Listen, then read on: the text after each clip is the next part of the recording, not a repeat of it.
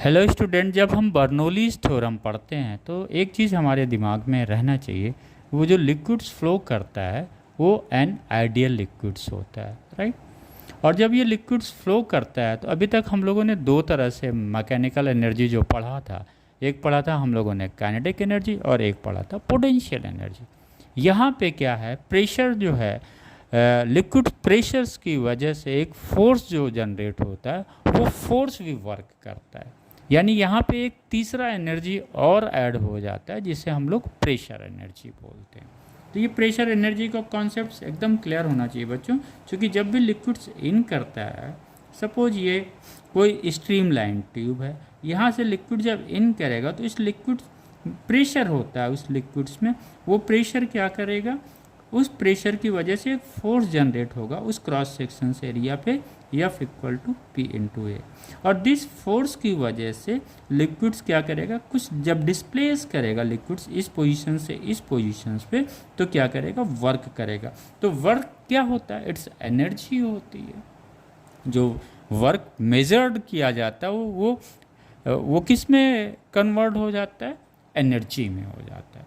तो ये pressure energy यहाँ पे एक कॉन्सेप्ट है, राइट। दूसरा, अगर हम काइनेटिक एनर्जी की बात करते हैं तो काइनेटिक एनर्जी क्या हम लोगों ने पढ़ा है, हाफ एम वी स्क्वायर। अब यहाँ पे हमें ये देखना है, ये जो एम है ये क्या है, मास ऑफ द लिक्विड्स है जिसका वॉल्यूम वी है। और यहाँ पे जब बर्नौलीज़ थ्योरम हम पढ़ते हैं, हर पॉइंट्स पे क्या होता है, टोटल जो एनर्जी होती है वो कांस्टेंट होती है। यानी हम इस एनर्जी को यूनिट वॉल्यूम में कन्वर्ट कर लेते हैं, राइट। तो काइनेटिक एनर्जी था, इसको वॉल्यूम से डिवाइड कर दिया गया तो हाफ रो वी स्क्वायर हो गया, जहाँ रो क्या है, डेंसिटी ऑफ द लिक्विड से। सिमिलरली पोटेंशियल एनर्जी, सपोज ये है, अगर ये अर्थ सरफेस से एच हाइट पे है तो इस मास यम का जो पोटेंशियल एनर्जी क्या होगा, एम जी एच होगा। ये क्यों हो रहा है, वो due to the positions of the mass of the liquids.